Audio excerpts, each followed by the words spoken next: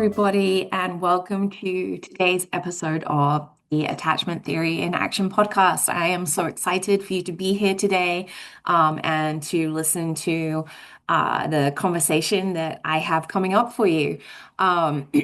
Today's guest is Jenn Pinkerton, and Jenn is a psychotherapist, sexologist, high performance coach, PhD candidate, and founder of Pinkerton Psychotherapy, whose work centers on attachment theory, trauma-informed care, emotional regulation, and relational healing. She helps individuals, couples, and professionals better understand how early relational experiences shape behavior, emotional safety, nervous system responses, and connection across the lifespan. Jenn brings a practical and clinically grounded approach to translating attachment science into actionable tools for therapists, counselors, educators, parents, and helping professionals working with trauma-impacted individuals and families. Well, hi, Jenn. Thank you so much for being here with me today. Thank you for having me. Um, I hope that the day has started wonderfully for you. I'm very excited to have this conversation and share your story, your experience, and then your professional work with our listeners. I think that you're going to bring some wonderful insights as well as just your lived experience to this conversation that's so valuable to so many people.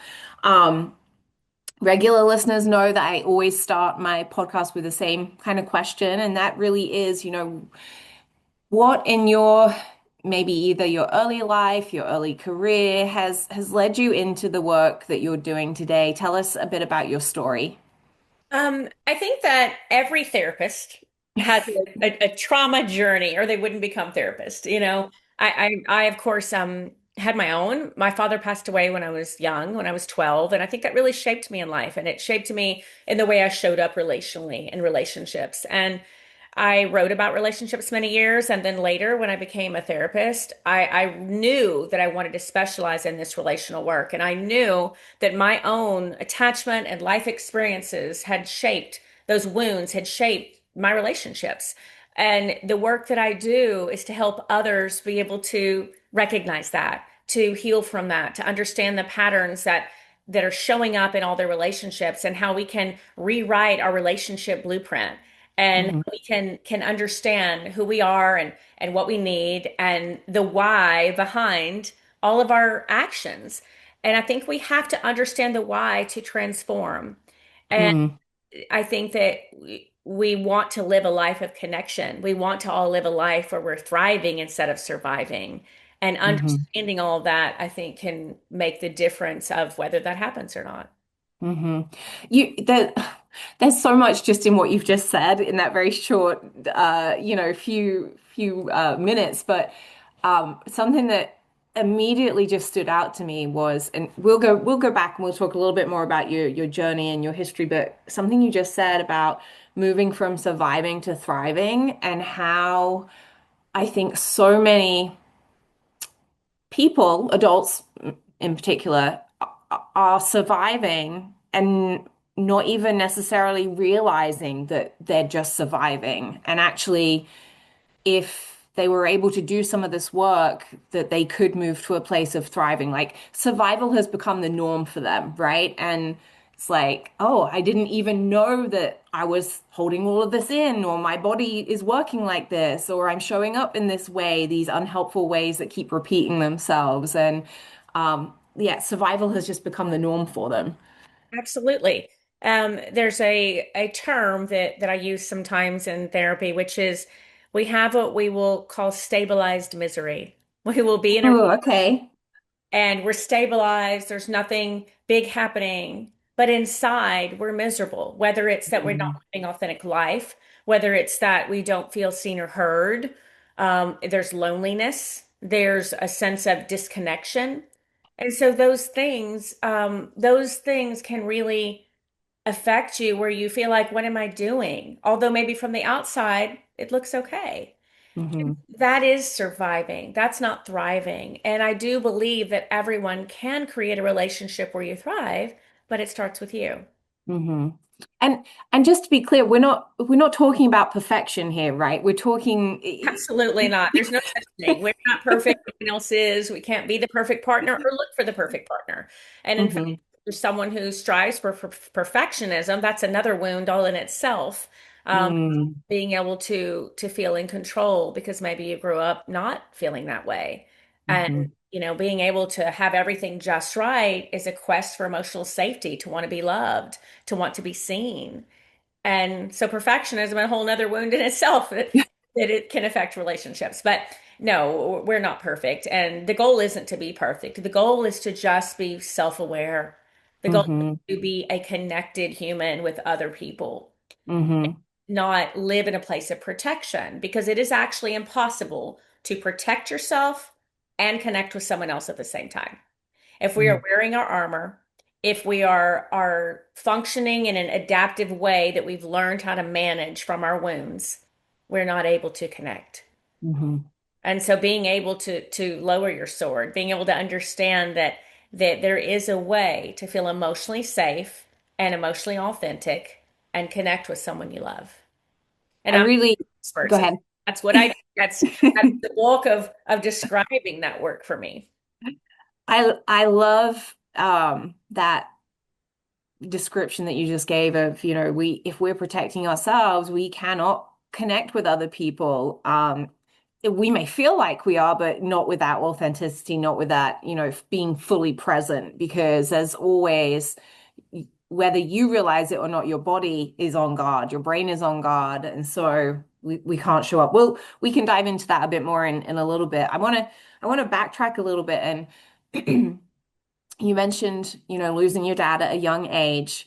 I wonder if you can share a little bit more about what life was like before you lost your dad. Tell us a little bit more about those attachment relationships for you earlier on in life. Say that again as far as say that again so I can understand exactly what you want from me right here. So tell me a bit more of what early life was like for you, maybe before the time when your dad passed at 12. I think that I was a normal kid like anyone else. I feel like I was raised in a very happy childhood, with the exception of the abandonment wound and the grief and loss of losing a parent. I feel like that is when things shifted for me. I feel like that was when my identity was affected and I developed coping strategies to not feel pain. And they Mm, were usually avoidant from then on. I avoided things that were going to hurt me. And, mm, I could still lean avoidant now, even as a adult that I would say has done so much unbelievable work. We still are who we are. It's not that we're going to reinvent ourselves, but what we can do is have a beautiful self-awareness of that. And mhm, so that trauma for me allowed me to go down this path to learn that I don't have to go into my adaptive child strategies. I can learn mm, to show up as a wise adult, knowing that these things affected me, knowing that how I'll lean, knowing what my tendencies are, but making a conscious decision that I want to show up differently, that I want to mhm, actually be intentional and present and feel emotionally safe enough to feel my feelings.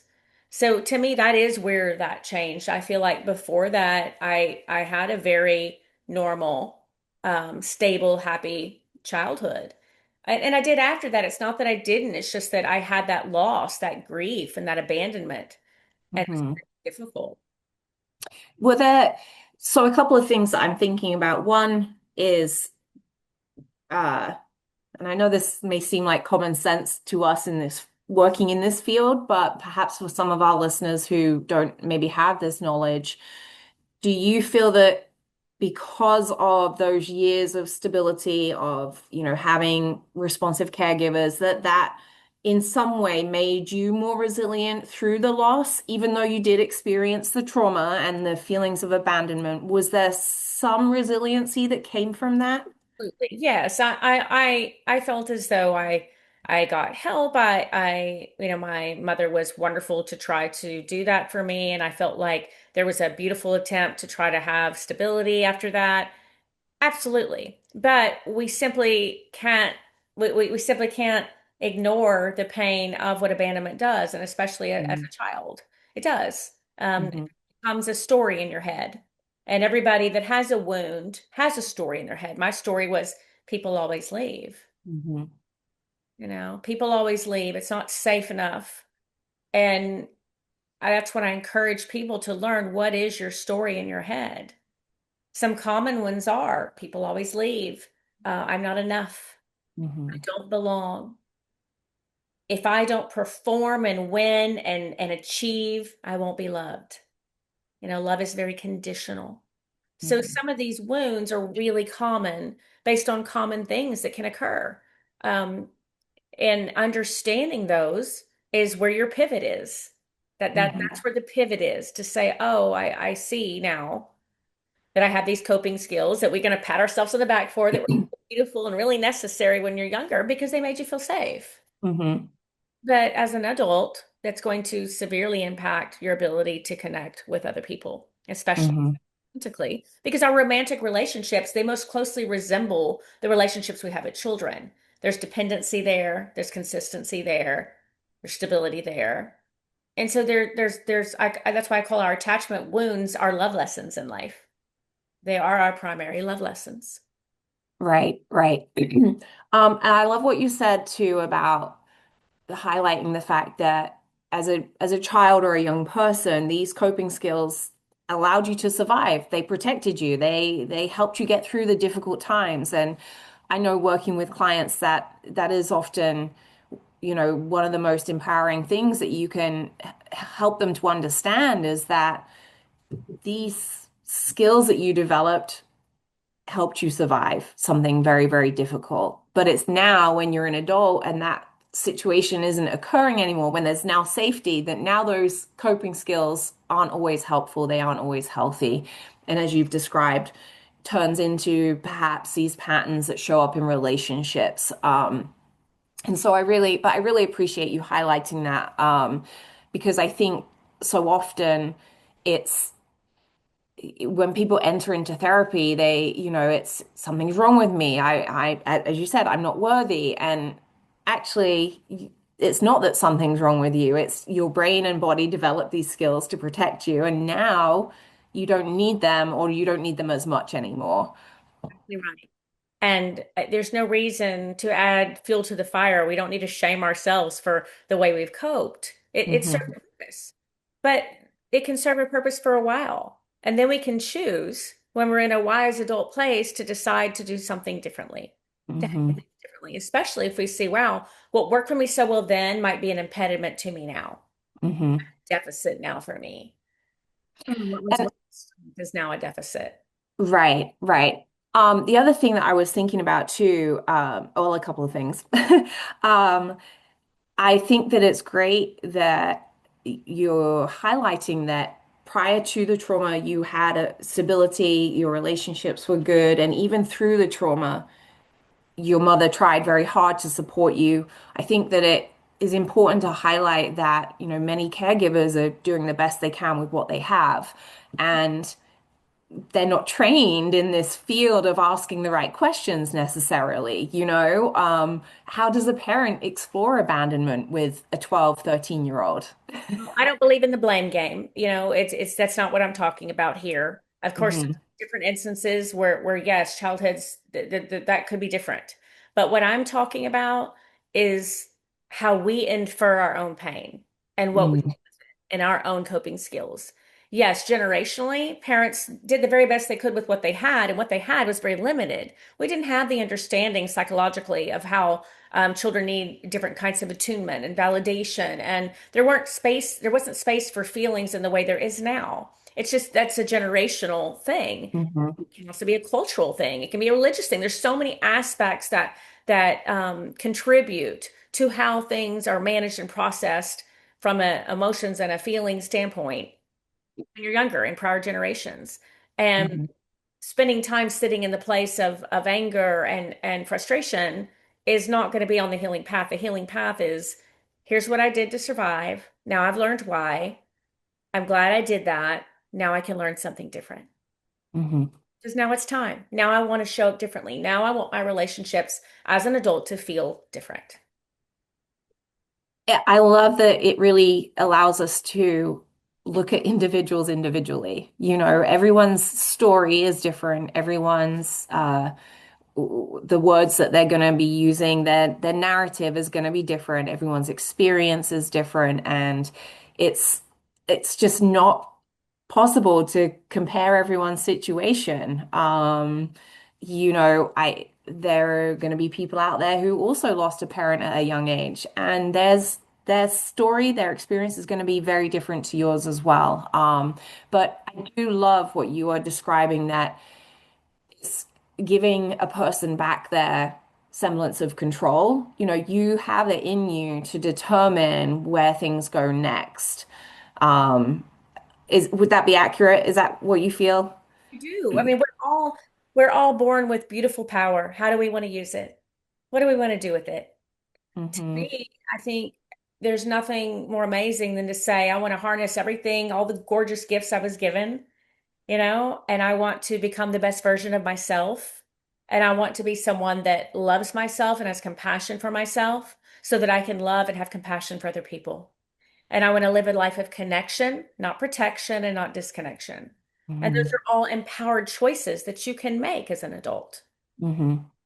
And when you learn the psychoeducation behind healing, this is why I work with people on 30-day transformational programs. I call them my relationship blueprint intensive because it's about your blueprint. It's about what did we learn and what are we doing in relationships and how can we pivot and grow into something different. And that is the bulk of that work because once we have that psychoeducation and once we can work through those feelings and work through understanding there's a different language of connection that we've never been taught. Because there's no Mm-hmm. owner's manual of how to show up in a relationship. We sure have to be one to drive a car, we have to do all these things, but to be in a relationship, we're just supposed to know. And that Mm-hmm. knowing is all of the maybe very adaptive knowing that we have inside, which is not going to be fruitful and successful and beneficial relationally. Mm-hmm. We're also taught to think individually and we want to think relationally when we're in a relationship. And so all these things are wrapped up into the work I do and helping people create a relationship where they thrive. And having a healthy relationship is complex enough if you've had all the right pieces prior to having that relationship, right? So it's so unfair of us to judge ourselves Yes.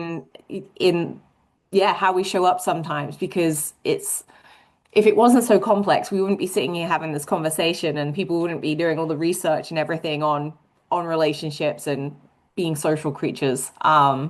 So tell us a little bit, give our listeners a little bit of insight into how you see those attachment wounds showing up in present day relationships, either, from your experience or working with others. What do you see? How does it show up? What does it look like?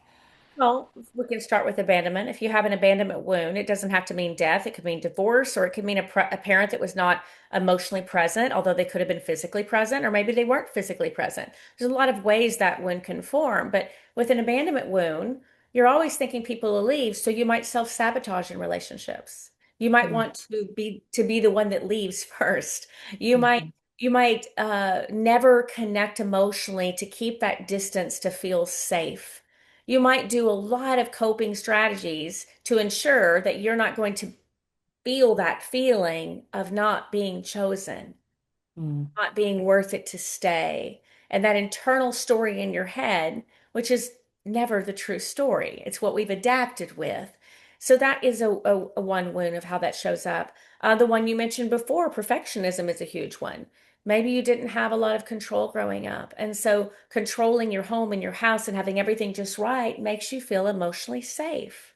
Maybe there was no safety to feel. Maybe there was no safety. And when I mean safety, I mean it wasn't rewarded or celebrated or encouraged. mm, There was a generation where we were raised to just rub some dirt in it and don't cry, or give you something to cry about.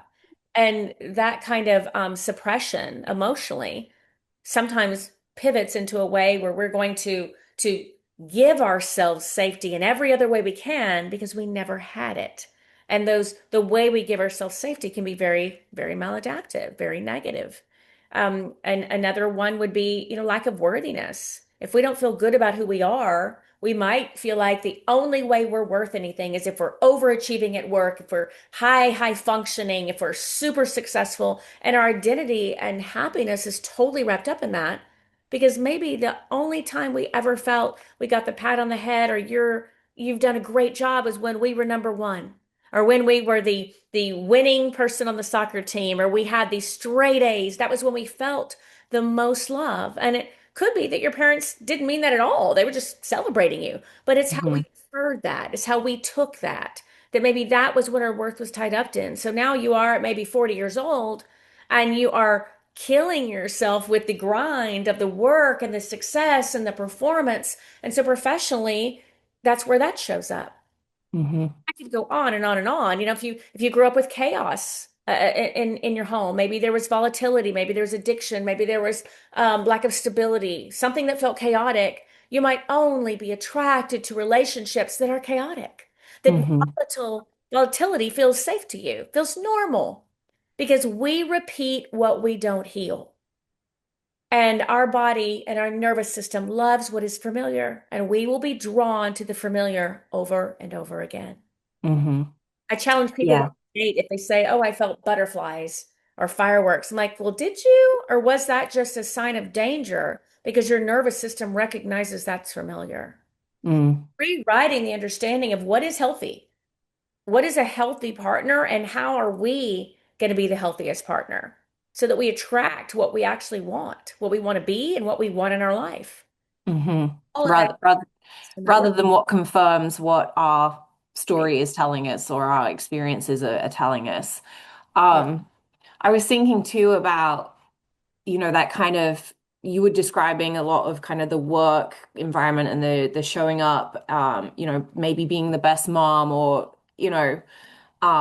but I'm also thinking about how that can often turn into that more people-pleasing behavior of within a relationship, when there's domestic violence, or sexual violence that, you end up being a people pleaser because you have to be the best, and then that comes at a risk when there's other factors happening.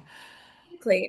People pleasing, otherwise known as fawn, it's a trauma response. It's no different than fight, flight, or freeze. And Mhm. fawning is an adaptation where you've learned when you are in a moment that doesn't feel emotionally safe to you, you're going to fix it. You're going to accommodate it. You might make yourself very small. You might adjust. You might betray all of your needs and self-abandon everything for who you are for everyone else to feel safe.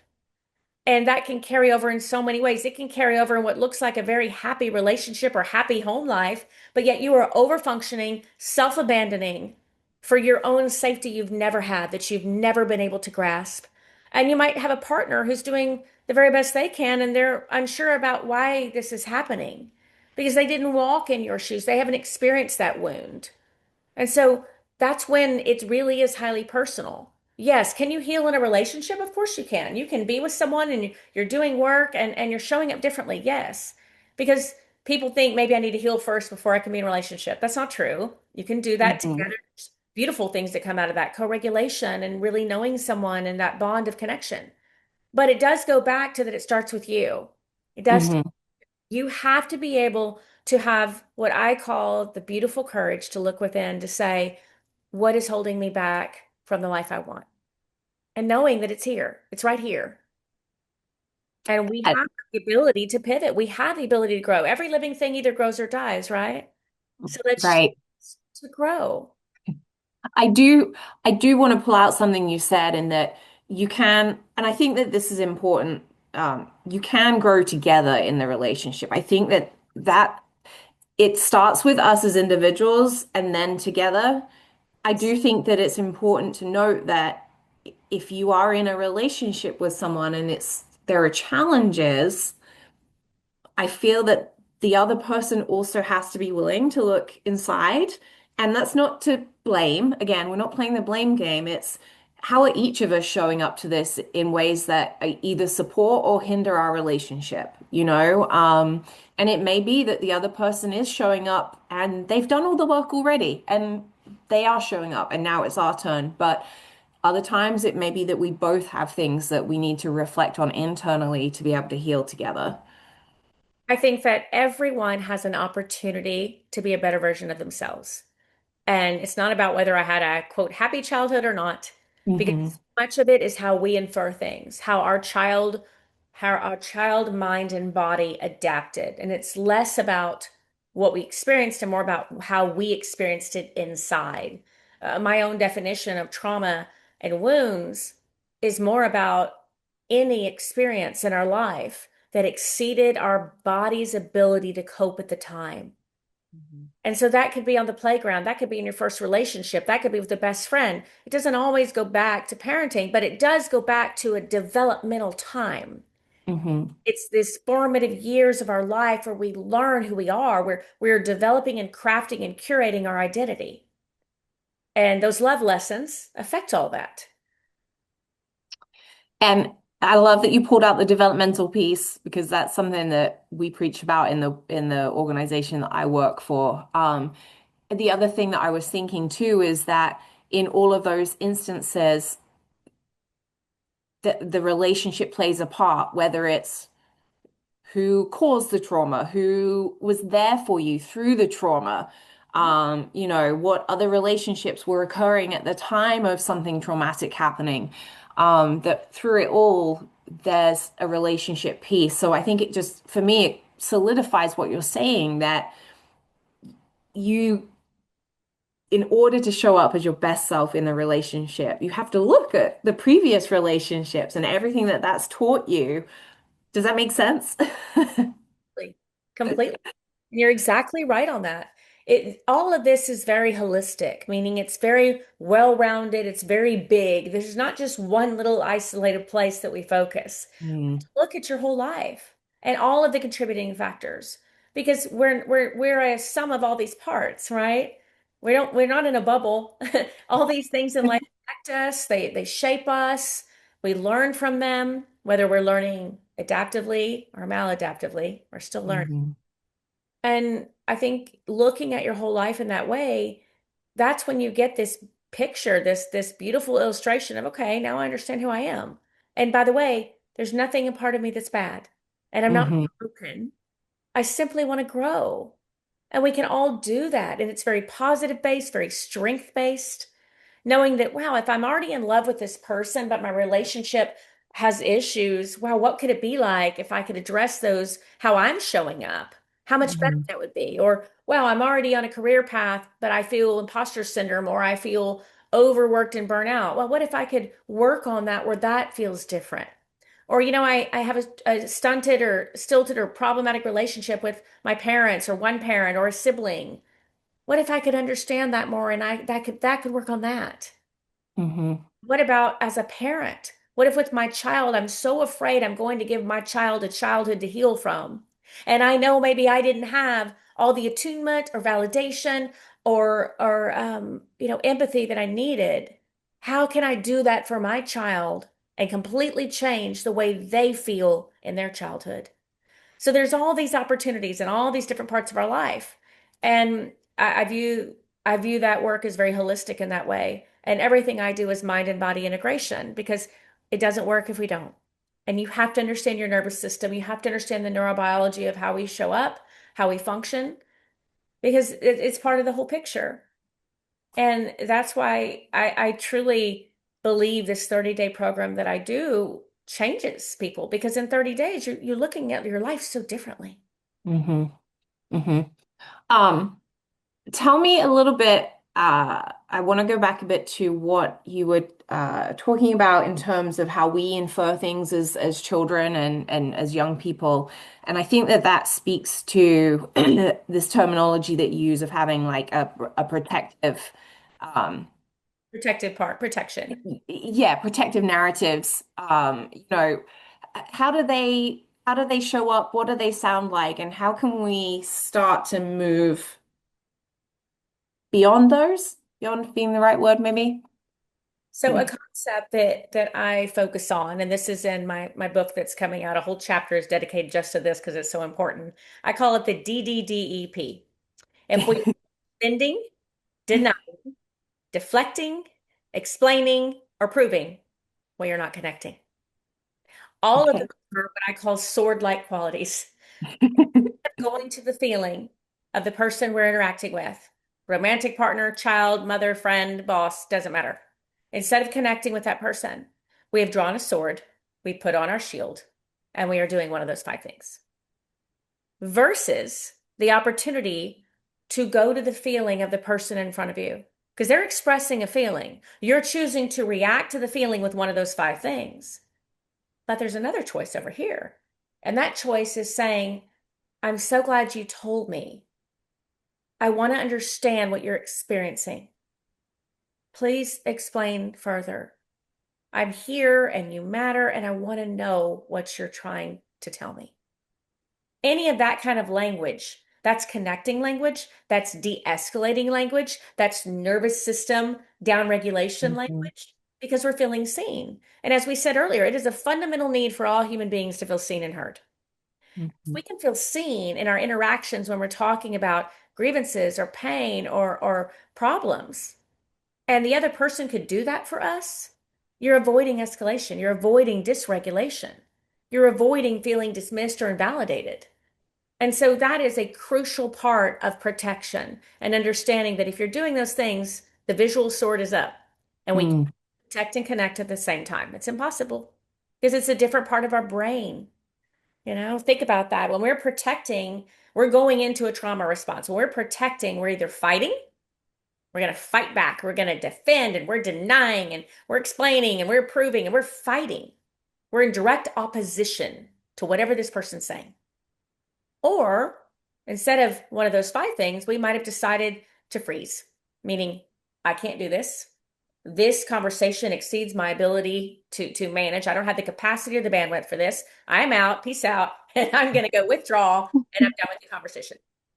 Or we freeze and we shut down and we're immobile and it affects every part of our life because we're not able to continue and function. We're in a low functioning state because of what that conversation did to our body.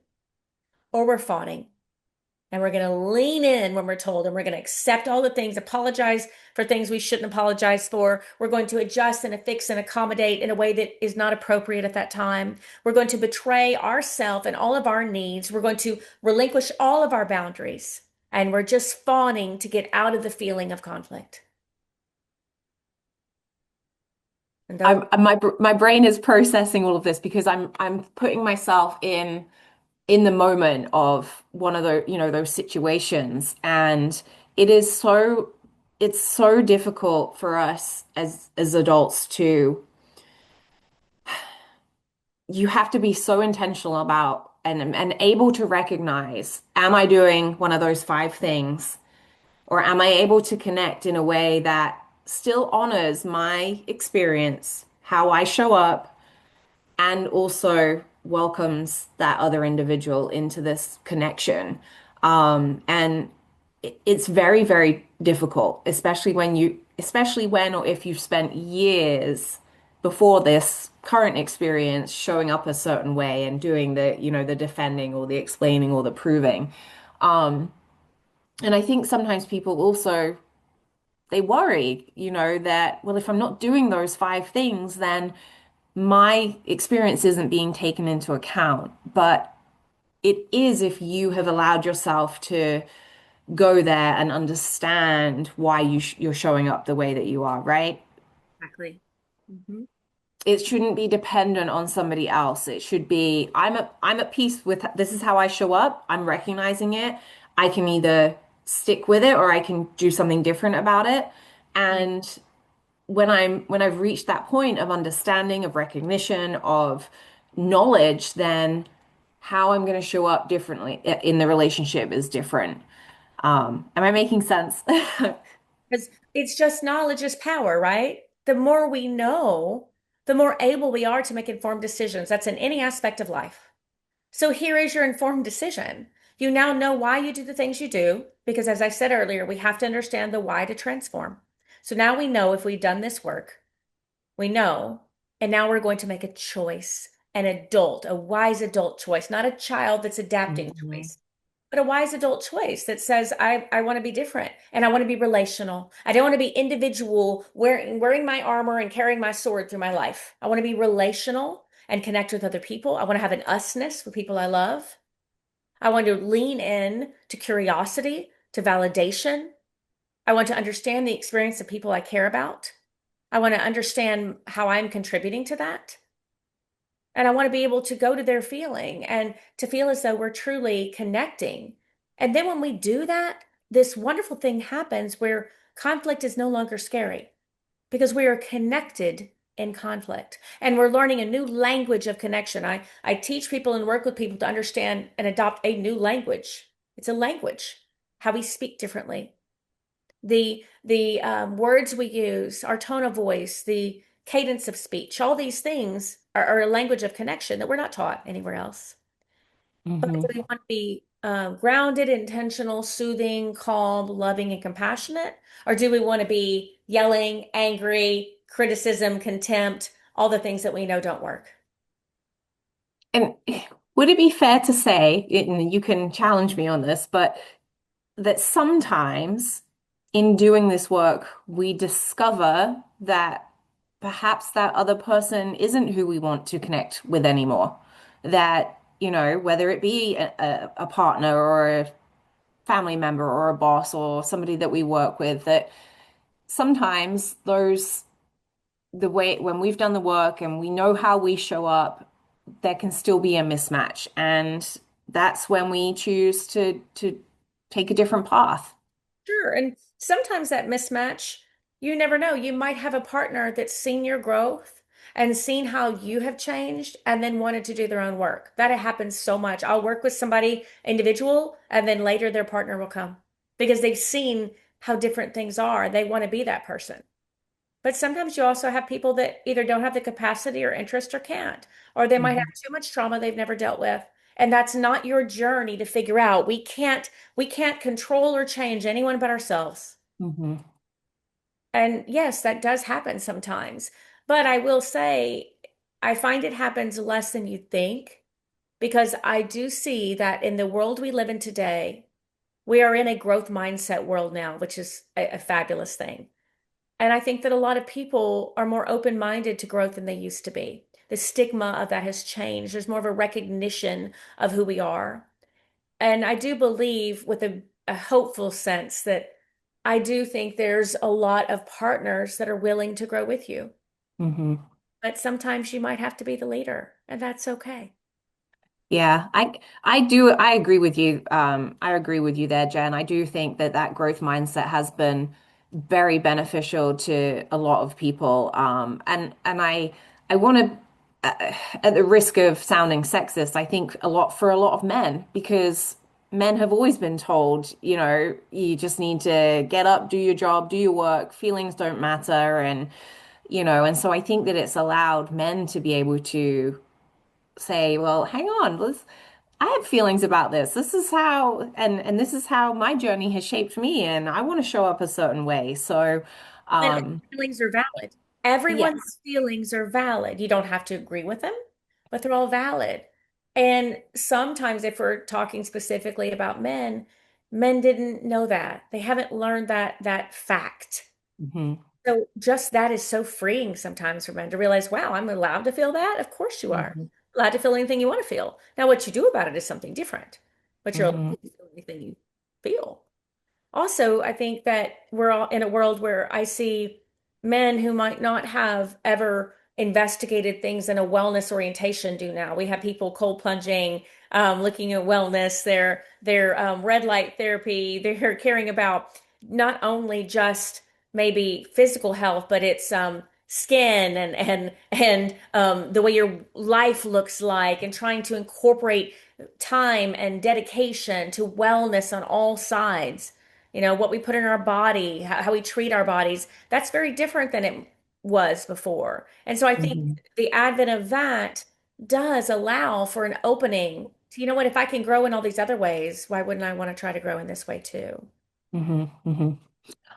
So you kind of touched on this, but one of the other things that we had said we might discuss is, as we're going through this journey as an individual and with a partner, there's going to be challenges, right? It's not going to be, oh, now I want to know about myself and now our relationship is perfect, right? There's going to be dysregulation. There's going to be stresses. There's going to be times where things are up and things are down. Like, how do you support people as they go through that journey and through some of that distress? Because distress isn't going to go away.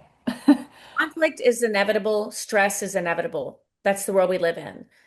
If we're trying to live a life where we're going to avoid all conflict and avoid all stress, we're just living in avoidance. And that's once again, we're not being present and we're not living an authentic life. The idea is to learn how to stay connected during conflict, so conflict's no longer a problem and it's no longer scary. The idea about managing stress is to be so attuned with your body and mind and how you manage stress that you can stay grounded and present and intentional, and it doesn't change how you who you are and how you're showing up.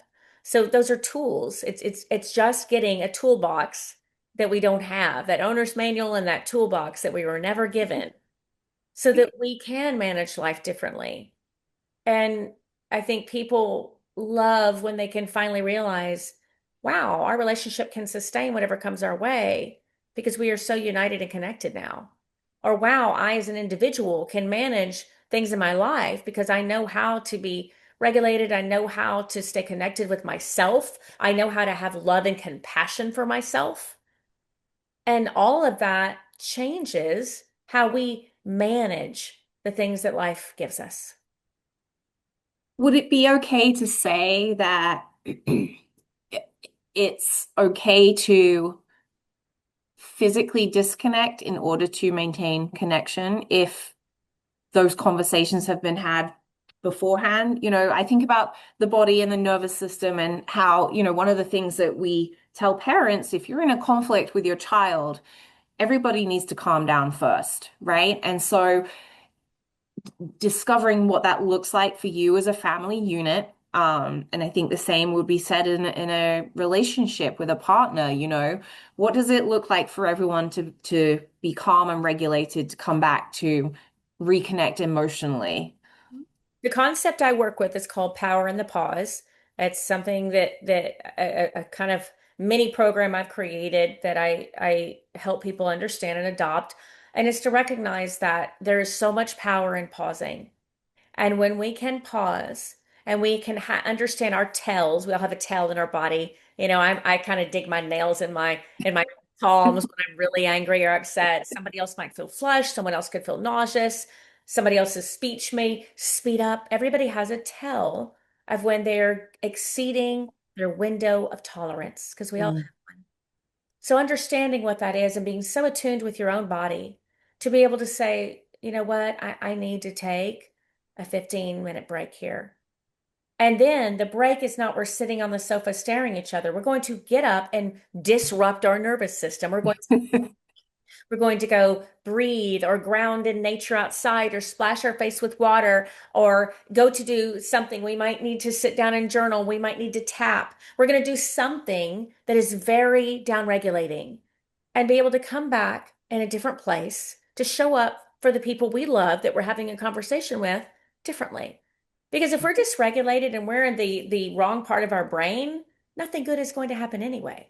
So continuing on is really futile and it's going to create more problems. And then you're going to be fighting about what happened from that rather than the whole reason that you were even in conflict. And then all of our messages will get lost in our delivery. Mhm. So I'm laughing because we've all been there, right? We've all been there. that. Yes. So power in the pause is huge. I also think that there's another part to the power in the pause is that we're born with beautiful power. That's part of the light that shines in all of us that maybe we dim or we forget or we shelve away for a while. But we're born with that. And that power also looks like, do we want to serve it up on a platter and give it away to somebody else because we're dysregulated and now we have lost all of our autonomy and agency and thought and what we wanted to say? No. Let's harness it and keep it in pause so that we can intelligently articulate how we're feeling, what our needs are, express what we need to communicate. So it encompasses all of that. But yes, another part of that though that I think is so important is that the person who calls for that break, you're going to be the person to come back and initiate the conversation Mm. so that we don't trigger abandonment. We don't brush it under the rug. We're actually going to address, we're not avoiding. We're going to show up and address things that need to be discussed. And so that's all in my power in the pause aspect that I work with my clients on. I love that. I love that, initiating the reconnection, not necessarily the repair. Sometimes it's a repair, but in this case, what we're talking about, it's that It reconnection. case by case. That's not a blanket term. The blanket Mhm. term is we need to initiate the conversation. And Mhm. then repair or lack thereof or over repair, I don't know. That depends. That's situational. That Mhm. depends on where we are and what that looks like. And I do teach people how to repair. I also teach people what is a true apology and what is true forgiveness because they're usually not at all what we think. And so understanding that too. I think again, so much of this is psychoeducational. Back to that owner's may know concept that we do not have. We don't Mhm. have it. But what if we did? And what if you could learn it? And so that is what my book is kind of all about. That's what I work with clients on, and I love my work. I'm so passionate about it and helping people understand they can build a different life. There's no more stabilized misery. There's no more surviving. There's thriving. Thriving with the people you love, thriving with your friendships, thriving with your children, thriving professionally. We can all have that. And Jen, tell us, what is the title of your new book and when is it going to be released? Well, you are maybe the fourth person that's asked me that this week, but my literary agent and I are disagreeing on that title. So we'll see who, right? We'll see who wins. I can't share that yet, but it's I'm hoping it will be coming out soon, and it will be every place that you can find me, you will be able to buy it. So for sure. My YouTube is a big place where I share information. I cover all these topics that we're talking about on recordings weekly. I also have a free assessment tool called the Pinkerton Relational Health Index, and it's a free assessment that if you're watching my YouTube, it's in every video, and you can click the link. It's free, and it allows you to have a self-assessment of how you're showing up. What Mm. do boundaries look like? What's your conflict style? What are your attachment wounds? What might be the one thing that's holding you back relationally?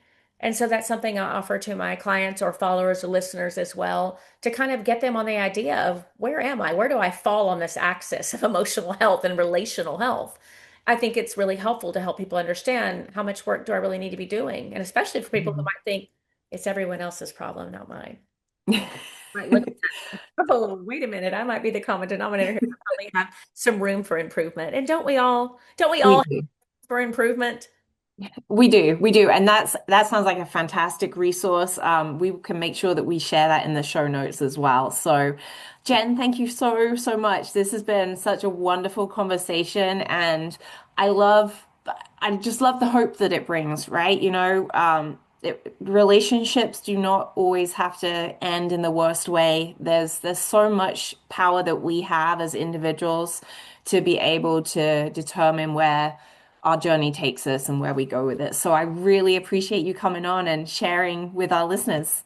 Absolutely. It was really awesome. I love this experience and I love talking to other people who understand this work like you do. It makes it for such a beautiful conversation. So thank you again for having me.